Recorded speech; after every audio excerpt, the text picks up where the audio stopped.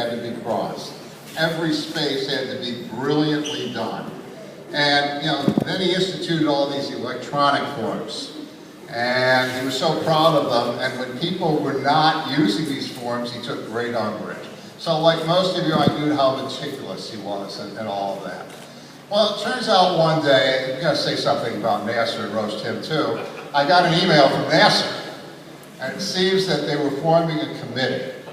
And the purpose of this committee was to do an evaluation of a program that apparently had become the bane of Keith's graduate associate dean existence. Apparently he spent more time dealing with issues in this program than all other programs put together, and he was upset and been harassing NASA about it. So I went to this little meeting, and Dave Smith can talk about it, I know he's here and all that, and Pete got involved because he had to read the stupid report. And they gave us 3 months to deal with this particular program.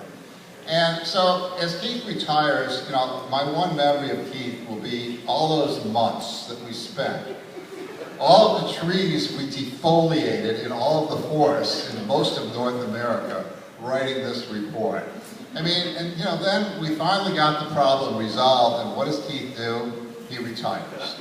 So, Keith, I think I wish you a very fond retirement, but I will always remember this and remind it when we go to Paul Sykes games. Thank you, NASA.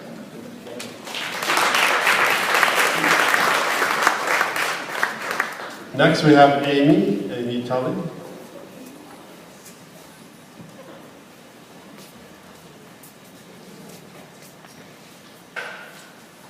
This is interesting. I've never used a microphone before in my life. I'm Amy, and I'm a long-term neighbor of Keith and Sue. When they moved on to Skagerrak, I had already toured their house. But anyway, about, over a year ago, I understood that Keith was asking questions about retirement and all that. So when the switch was, let's do it, I'm retiring, I wasn't in the least surprised. But he's finding it difficult to adjust to this life. Before he retired, it was wake up in the morning, figure out what day of the week it was. Oh yeah, I'm the associate dean. I know how to do that, let's get cracking. Retirement every day is different. You have to decide in the morning who you are and what you're going to do. Keith has not adjusted to this. A lot of you will realize that his car still veers onto campus. He's still found in the office, in the lab, talking to colleagues, talking to students, because that morning he woke up and said, today I'm going to be the hall monitor. Okay, he does better when it comes to the house needs maintenance, I should do some yard work. He gets out the lawnmower, checks it out, the wheel is right, puts in the gas, starts going back and forth. The neighbors get to say, who's that too tall yard boy? His favorite recreation, hockey. He now has time to pack the gear, unpack the gear, pack the gear, and then play rock'em sock'em on the ice for hours. He's hoping that his team will hail him as Zamboni King. He plans to travel. The first thing he'll probably do is go to New Mexico, visit friends, off to Costa Rica to check in on Laura, to whoever knows, to see Brenton's backpack. But I can imagine the flight attendant who's handing out wings, putting one on his shirt and looks down. It doesn't say junior pilot. It says Pteranodon. Well, I think when he finally figures out what he's going to do, part of it is to support Sue in one of her endeavors. Sue is into natural foods. She forages, she gardens. Once it's in her kitchen, she dehydrates it, she pickles it, and her newest adventure is doing fermenting. Well, I can see the morning that Keith wakes up and he says, well, today I know what I'm going to be. the guinea pig. So, good luck with your retirement. You have many adventures.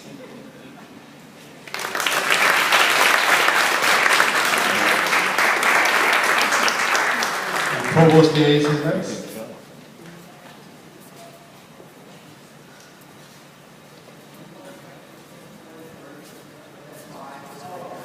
Good afternoon, everyone. My pleasure. I was going to do a key presentation to the faculty senate, but I didn't go that far. I really wanted to take a serious moment to thank Keith for his extraordinary leadership and work for the university for nearly 40 years. How many years exactly have you been here? 36 years.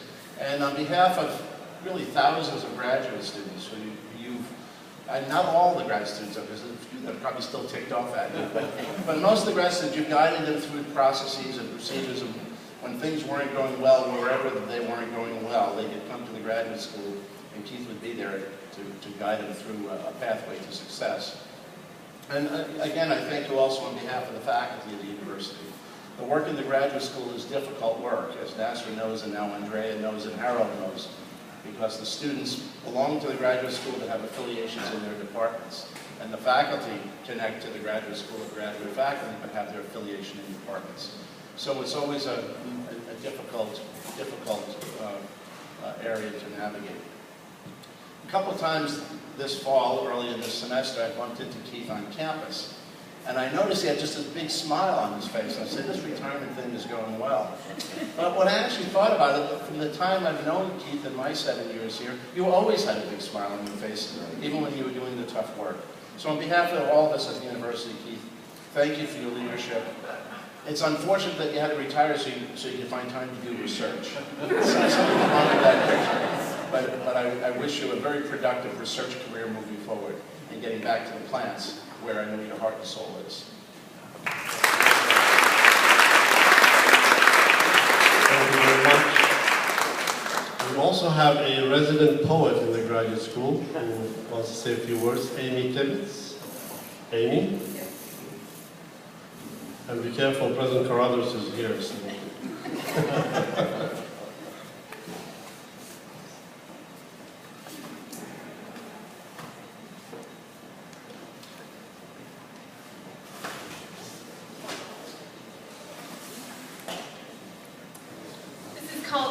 Ode upon Killingbeck. Let me tell you a tale I've compiled of a great legend, a real thriller. There was a wholesome, red-haired child. I heard they called him Killer.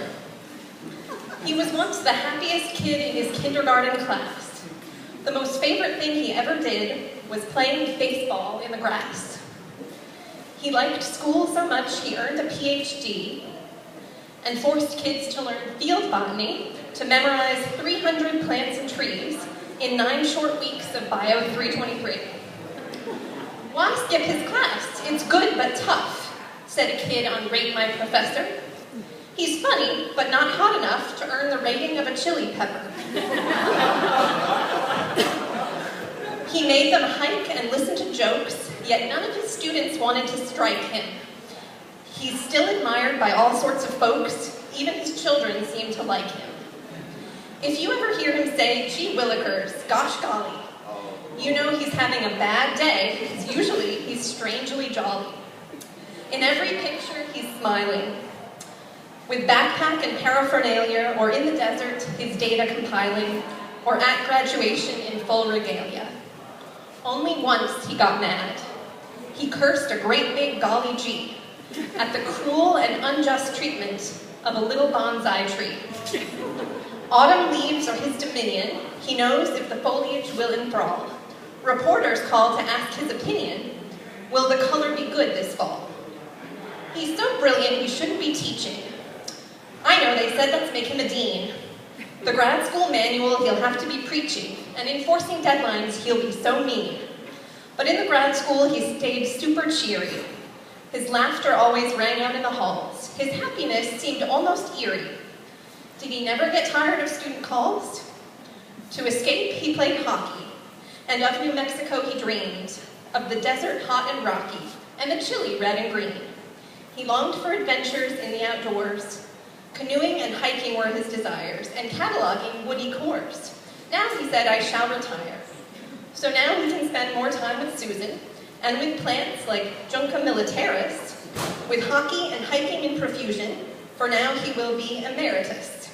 So go eat that Christmas chili, play hockey and don't freeze, start writing willy-nilly, and defend those bonsai trees.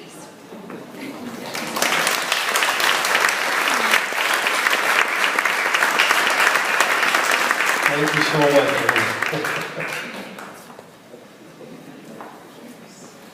Next we have Harold Beck. Thank you, Master.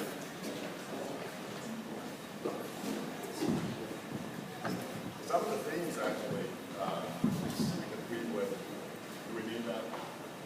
Okay.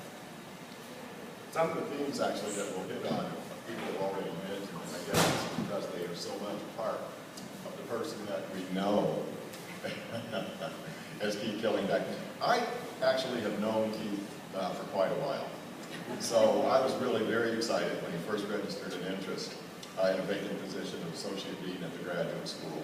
Previously, Keith and I had worked together when he was chair of the Department of Botany when there was still one. So I already knew of his hard work, strong leadership, and I was just really delighted when he accepted the offer to come over and be Associate Dean at the grad school. To say that Keith hit the ground running would be an understatement. He hit the ground sprinting and immediately became involved in the full range of the work at the graduate school. He quickly showed a deep interest in the progress of graduate students in each one of the university's programs. Just after he came over to the graduate school, Chief jumped into a revision of the graduate manual. I suspect that for a considerable amount of time, when he would fall asleep at night, he would see the graduate manual marching across a screen in front of his eyes. Work on this project actually had gone on for years before Keith arrived, but without completion. Keith decided to make it a priority. He assembled a committee, reviewed every aspect of the manual, and as Henry Hoppenheimer has already said, he completely organized the work. He was meticulous in carrying it out. And actually, probably equally important as doing the work and completing the work, it became more than simply an editorial task, because he used the review of the manual to address some really very fundamental issues about graduate education, and we're all the better for it. Too often, the graduate school has to deal with students, professors, during times of crisis that arise due to missed deadlines, controversies between major professors and students, an absence of understanding of program requirements, a host of other things.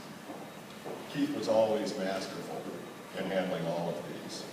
The characteristic that was always a standout for me with regard to Keith was his fairness.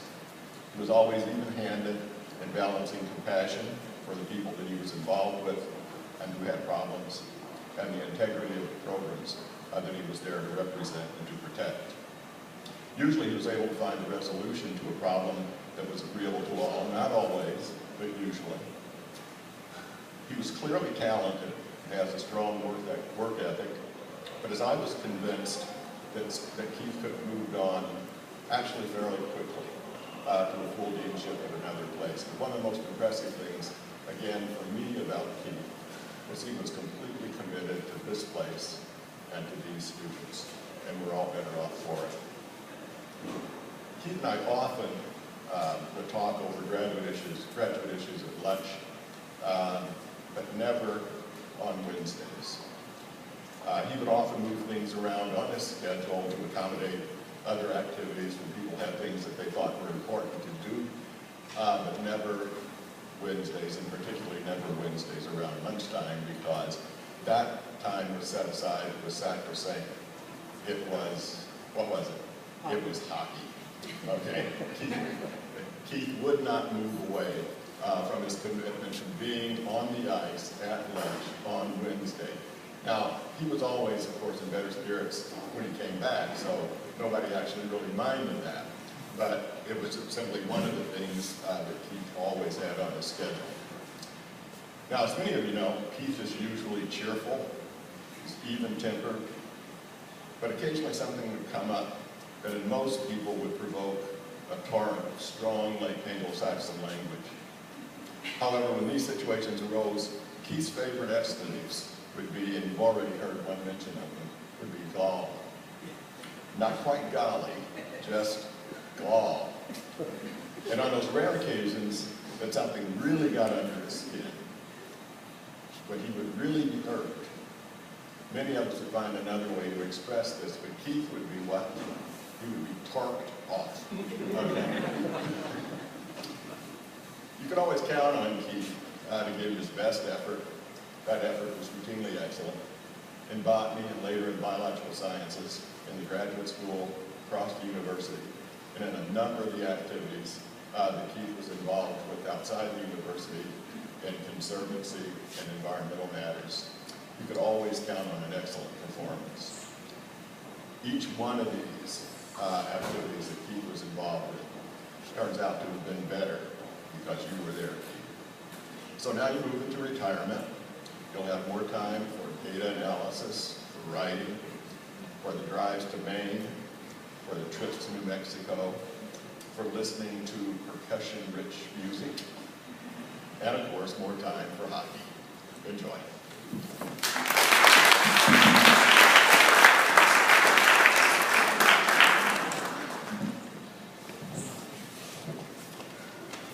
Next we have Megan Yakey. Megan? And Megan is the one who really organized this event, so before she begins, I want to thank her for a wonderful job that she has done, so please show her your thank you.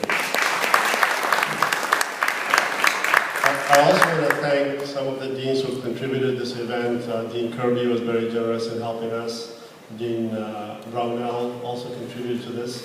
And a special thank you to Dean Chico Mascolo for also helping us with this event. Thank you all for contributing.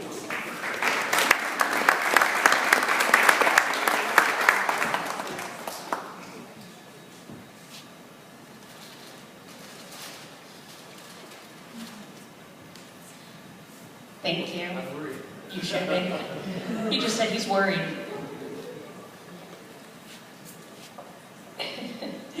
Keith and I go back a long way, pretty much since I started here at the graduate school. He was obviously a professor here long before, but he was a pretty amazing man to have in the graduate school.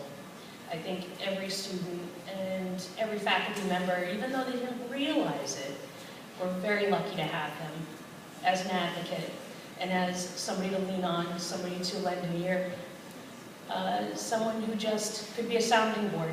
And I know that I use those services a number of times, whether it was for a work problem, which there were many, or a personal problem, which there were many.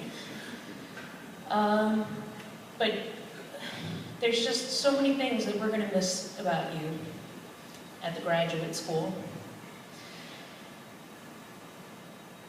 There was always the clear indicators of when summer was here, because Keith would come in shorts with sandals and socks, and always sunglasses on his head. His amazing organizational skills. Now, I don't know if any of you guys know this, but he told us he wanted a roast. And not only did he tell us he wanted the roast, he met with the IT person before we could to make sure that everything was set up. And as many people have noted, the extent of Keith's anger was generally gall. And on an especially bad day, on those incredibly horrendous issues, it became golly. And at that point, we knew it was time for him to go to Boston and play hockey and come back in a better mood. And like any good roast, usually the participant is supposed to be right here in the chair, but no, he refused. And that's fine, it's your party, you can do whatever you want. I do have some gifts for you, some little reminders, things that you're going to miss about the grad school. First and foremost will probably be the fact that you may never need to use the word golly again. Another thing that you're going to miss is your silent ninja skills. I don't know if any of you guys know it, but Keith has an uncanny ability to walk in a room and come in on the exact one sentence that makes absolutely no sense unless you are there for the rest of the conversation. And usually it ends with some really bad conversation, really. You walked in on quite a few of them. We wanted to get him bells, but he nixed that. We did have a department mascot, which we are here for you. You know what it is? Sure I do. Yeah, that is. It's wonderful. It's the department cockroach, which on many occasions there was screaming to be heard throughout the office, "Keith, come get this out of my office!" In which he would come running in with his hockey stick. Never did he ever kill it. He would just rehome it someplace out on some random tree, which is why we never hugged any of the trees. And I don't know if you guys are aware of how much he absolutely loves to read the names at commencement. I was going to print out a few pages of names so that if you want to go home and just reminisce, I can pick out the hardest ones for you, the challenging ones, better than luminosity. We also have a bit of a fun time at the graduate school with office pranks.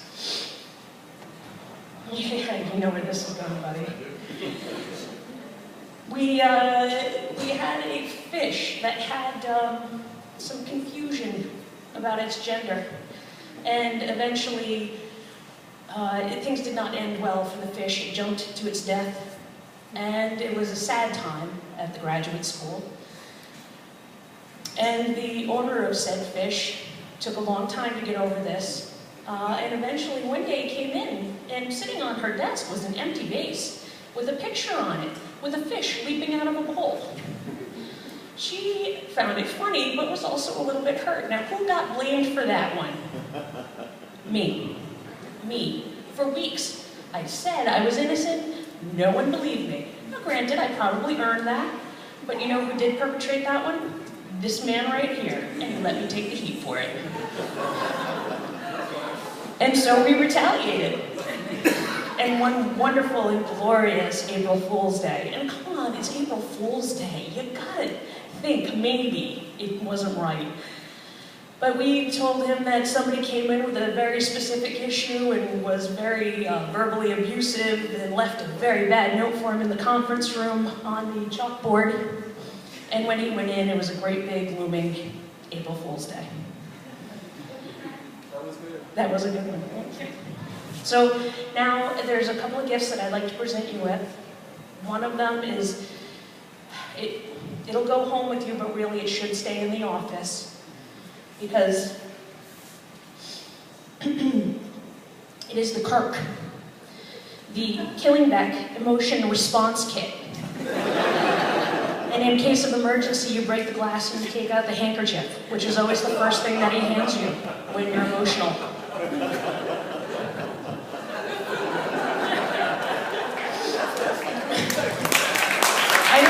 I'm actually thinking about making another one, putting it up on the wall in the graduate school. Hey, Kyle. Please. And there is one more on a slightly more serious note. Not really, but slightly.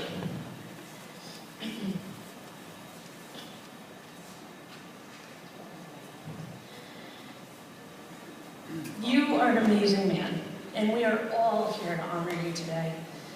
There is such love and compassion for you on this campus, from students and faculty and staff and pretty much everybody. We want you to know how amazing that we think you are, and so we are awarding you the Associate Dean Excellence Award. Now, this one, I know, as I was just about to say, this is no ordinary one because it's actually a popcorn maker. Because we know how much much you like the healthy foods. I would bake. I'm a really good baker. I would bake these awesome things and bring them in. Do you think he'd ever try one? No. He'd be like, well, no, I'm on a diet. No, can't do it. Not doing it. So here, nice hot air popcorn maker for you. Thank you very much. Thank you, everyone. Now we know Keith got the Stanley Cup, so that's good. After Megan, we have Pete August. Pete, are you ready? And I think, do we need to set up for Pete? Mike Burns. Actually, I have a couple of messages here for Keith. The first is not from me, but it's from Janet Coit, the director of the Rhode Island Department of Environmental Management.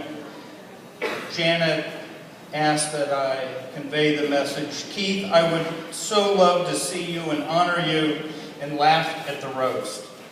Alas, I have another event in Pawtucket at exactly the same time, so I must send my regrets. I appreciate your many contributions to science, the Natural History Survey, DEM, conservation, community, and your friends and colleagues, Janet Coit. So I promised Janet I would pass that along. Now, let's see, I came to URI in 1981. I think I met Keith probably in the first week or two, so we go back pretty far. I am not going to give any personal reflections. I'm representing a different group now. I'm representing all the people that Keith has introduced over the years, guest speakers, distinguished scholars. Yes, I'm speaking on their behalf this afternoon. And I need to tell you the backstory. Keith is one of the world's most sought-after MCs for conferences, workshops, dinner events, and that sort of thing. Because he always has cute, witty, tasteful introductions of the guest of the night, because Keith is very good at photoshopping. And I learned why. This is true. A couple of weeks ago, Keith was getting filmed for URI Today, and up on the screen was a cross-section of a shrub stem. And Keith was explaining how he has to Photoshop the rings out so we can count them. And I thought, this is why he's so good at his intro. So, tonight, Keith, I'm representing them, and tonight is payback time. This is payback time. So I'm going to have to get back and forth. So, as we saw from the slides, Keith is a product of the Midwest. This is where Keith developed those values, the charms, the mannerisms that we know and love. Have you ever heard Keith complain about how cold or windy it is here in Rhode Island? If you come from Fargo, North Dakota, cold and windy, Rhode Island is not. One of the things that Keith developed a real love for, and you saw these on the slides, is a love for sports and a love for all things outdoors. As an intramural football player at the University of North Dakota, it was pretty clear that Keith Killingbeck was destined for the Northeast. So Keith came to URI as a newly minted forest ecologist. It was a great day for the university. 30-some-odd years have passed. Sidebar, Keith looks pretty darn good for a retired guy, right? Still trim, still fit. The hair's a little white, but he's still got a lot of it. You should have seen Keith when he hit campus. A well-coiffed Keith, I might say. Donald Trump, eat your heart out. Do you ever wonder where the Donald got the idea for that dude? I think it's our Keith. So Keith quickly came, he quickly conquered, he demonstrated himself to be an effective teacher, an exceptional mentor, and a very, very productive researcher. Keith was happiest in the field, working on his beloved plants. Now in the Northeast, we know when winter's going to end because we all pay attention if Punxsutawney Phil can see his shadows. In Rhode Island, we know that spring is coming when Susan and Keith get on an airplane the day after commencement. It's always the day after commencement, and head to Las Cruces, where Keith starts his summer research. Keith is happiest studying his beloved Ocotillo in New Mexico. He has decades worth of data that he's collected. He goes tense, he always comes back relaxed. I don't know if it's the warm air, I don't know if it's the no meetings, no memos, no emails. I have a hunch it's the green chili enchiladas, but Keith loves his field work. So, as we've learned in the last decade or so, Keith added academic administration to his portfolio of challenges and successes here at URI. And I remember him talking to me after he went to the grad school to kind of learn more about the position. And he told me how good he felt when he met Megan and Chandra and Carol and Amy and Cedric and Alicia, all the back office people that make the grad school work. Keith felt that this is a place he could go. But when he interviewed with Dean Zuia whether this would be a good fit, it was 2 peas in a pod. These guys, there was a bromance going here. And for those of you who, like me, have been on grad council for a while, I'm sure that you'll agree, Keith and Nasser don't always agree on matters of policy and that sort of thing, but the debates are always civil and they're always well thought out. But both have an unbelievable passion for protecting the interest of the students and for maintaining the integrity of our graduate programs. So working in the grad school is a tough job. It's a tough job. Decisions that you make every day can influence lives and careers and professions. And when tensions get high, and it's great that we've heard this from so many speakers, you never hear Keith drop the F-bomb. In fact, I bet you if we asked, he wouldn't know what an F-bomb is. But you hear Keith drop the G-bomb. The G-bomb, and you heard it. Goal! And if things really get, I never heard him torqued off, but I got a few G's before. And so, even with his occasional G-bombs, it was never clear to me how Keith could deal with the stress of, the day-to-day stress of doing everything that he had to do at the grad school. And on a casual visit to Boss Arena on one of those Wednesday lunch breaks, it became clear to me. This is how Keith de-stressed. Those hockey games weren't, all laughs, all fun. Keith could let some steam off in those hockey games. So he mentioned a little bit ago that the retirement gift that he was giving himself was plenty of time to work up those decades worth of Ocotillo data, maybe to have some special time to take up some of those outdoor activities like hiking and paddling and fishing and that sort of thing. And so Keith, our recommendation to you is tie a new tippet on the end of that fly rod. That big one out there is beckoning, and know for sure that your career at URI was a total home run.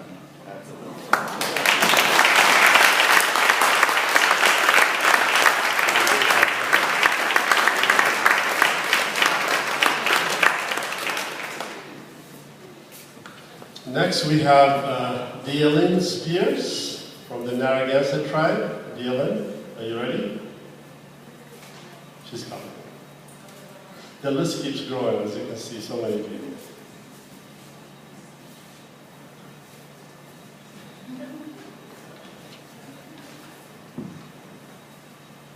Winnikisa Yetampawags means good day, friends, in Narragansett.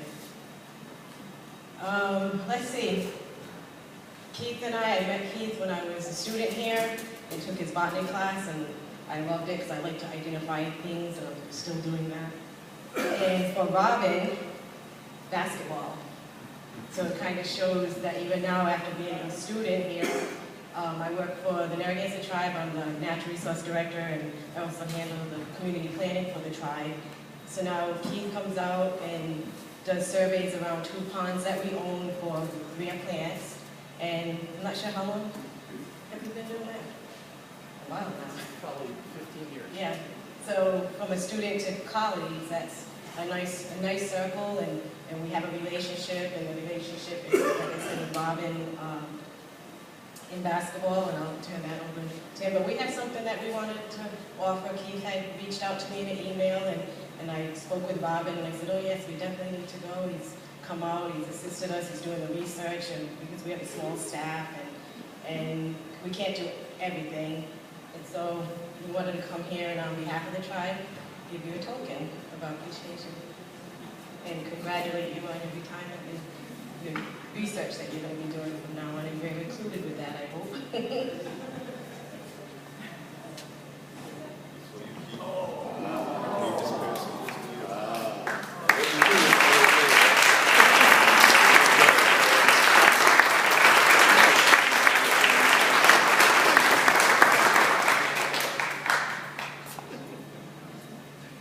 I have a question. Is Keith a good hockey player? No. He wasn't that good of a basketball player. Well, one good thing about him, he always kept smiling. He was up by 10, he was smiling. If he was down by 10, he was smiling. If he lost all day long, he was smiling. So, I take him on my team anytime. Congratulations.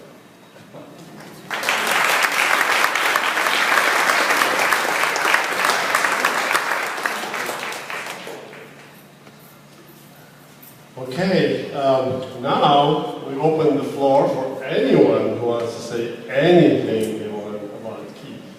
Any volunteers? Anyone? I think we have one. Anyone else want to stay in line? They did it. Okay, Keith, I couldn't take it anymore. I sit next to Keith at the hockey game, and I don't know where this gauze stuff comes from. I've heard some things come out in the go-go. And so,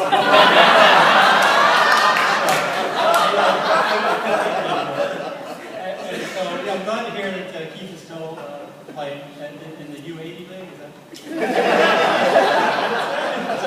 I'm sure. That's great. But I really had to say that. Well, it started off with Keith being so meticulous, which is absolutely true. The stickler there really has some a really good handle of things, and but I've always found him to be very open to hearing. Maybe there's an exception.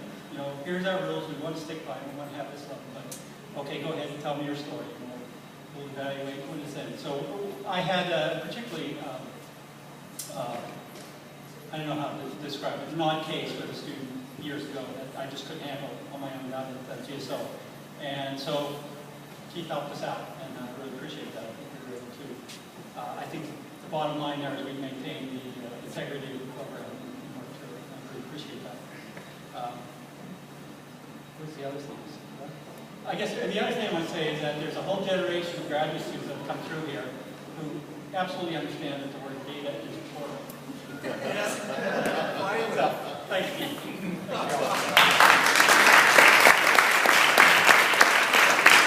Thank you so much. Anyone else? By the way, the donations that were collected are going to go in support of the men's hockey team at Boss Arena in honor of Keith. So whoever makes a donation, and we appreciate those of you who have, will go to that hockey team who were here an hour ago or so. I was so worried they were going to eat the food. We'll have nothing left for the party, but I'm glad they had to go and they had to practice, so I'm glad they didn't eat before that. That's good. Before I give the floor to Keith to say a few words, it's been an honor for me. Oh, there's more. Ooh, okay, I'll go after you guys. Good afternoon. My name is Chris Daigle. I'm the coordinator at Club Sports. I oversee the men's ice hockey team, who you all probably saw lined up here on the stairs earlier. I've only been at URI. This is my 6th year, and I met Keith my very first year at a hockey game. Where else? And I asked after I met him, I asked Art Tugeson, who used to work in athletics, who also just retired. I said, who is that guy? He's like, oh, that's Keith Killingbeck, and he comes to all the hockey games.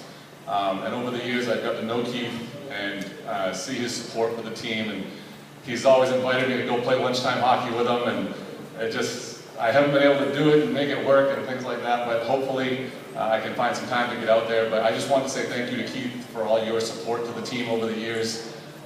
We do have some gifts for you that I gave you earlier, so we hope you enjoy those, and hope to see you at many more hockey games over the years. So thank you very much.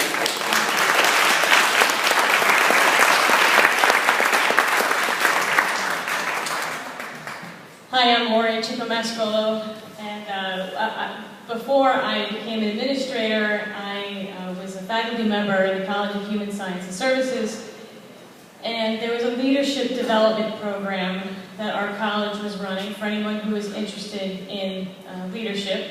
And so they asked us to choose 2 mentors.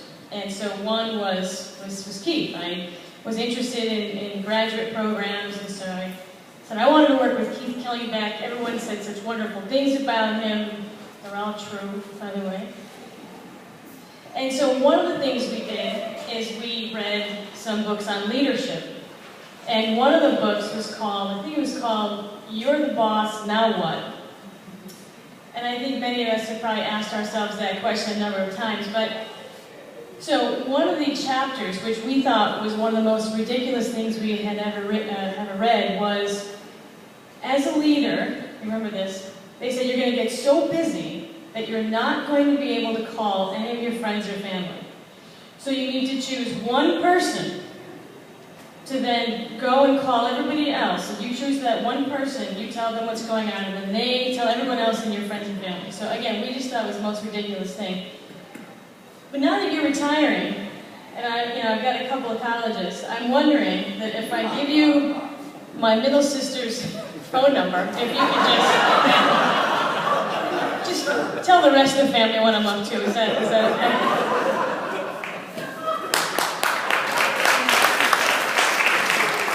So in addition, thank you, by the way, for communicating with my extended Italian family. But in addition, I think one of the things I learned from Keith in terms of being a leader is, again, just level-headed, ask the right questions, etc. But it was so nice to be around him because he's such a gentleman, and he's just very fair. And I always tease him because he always wrote things down in pencil that were very, very important. So I made sure he had enough pencils during our time, but there's just something about Keith, and there's something about someone like Keith when they leave the room that you can really, you really know that they're not there anymore. And so we miss you very much, but we know that you're going to enjoy retirement. We can't thank you enough for everything.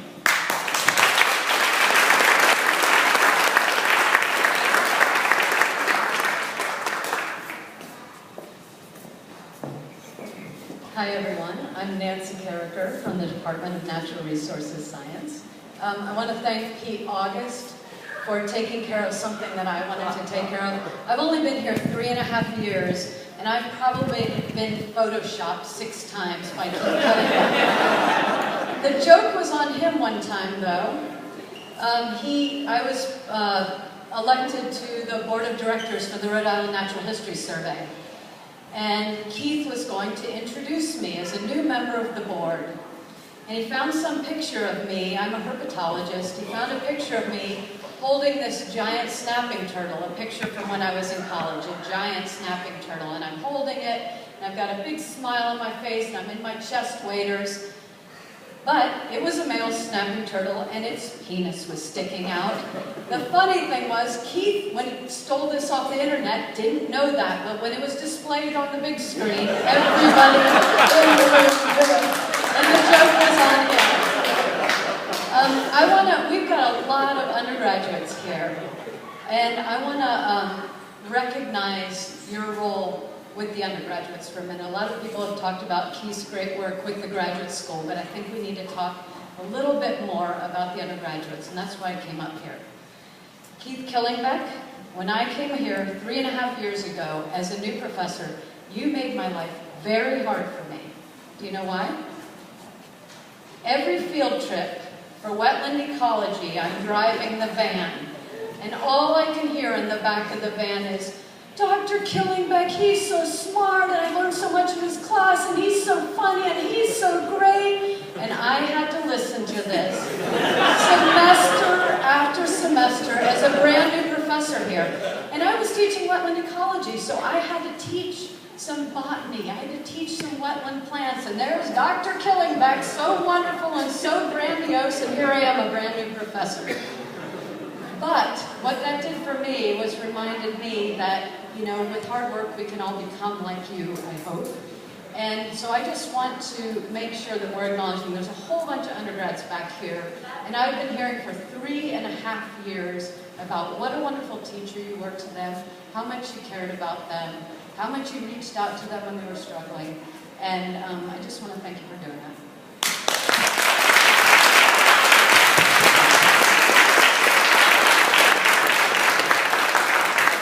Thank you so much.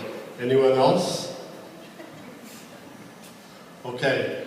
For me, you know, I have mixed feelings about this. I started working with Keith first as colleagues, then as partners, and we depart as friends. So it's very, very special for me. What I really appreciated the most about Keith is that he always spoke his mind and he gave me his honest opinion. No matter what we disagree on, I could count on him to tell me exactly what he thinks. And that's helped us, I think, make the right decisions all the time. And I'm very proud to have Keith be with me and other members of the graduate school who always speak their mind, and help help us make the right decision what's best for the graduate education at URI. And Keith, we've been in so many different battles, and we fought in so many, we overcame so many challenges, but we always never forgot that we were here first and foremost for the students. So I learned a lot, from Keith, and I really appreciate the time I spent with him. It was like a shockwave to me when he said he's going to retire, because, look at him, he's in great health and with his great smile, and he's in better shape than I am. And like, what you? So I was shocked, but I'm very happy that that's really what he wants to do. And I still feel that he's still going to be here, and we get to see him now and then. It was a great honor to serve and work with Keith, and I consider him a friend for life. Thank you very much.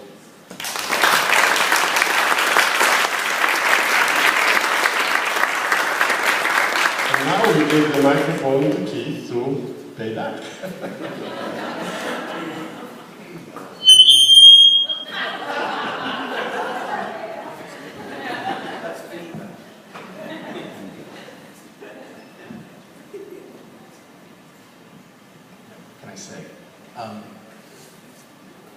First of all, what I'd like to do, other than say golly, is to have all my field botany students come up here with me for a minute. Not Emily, that includes you.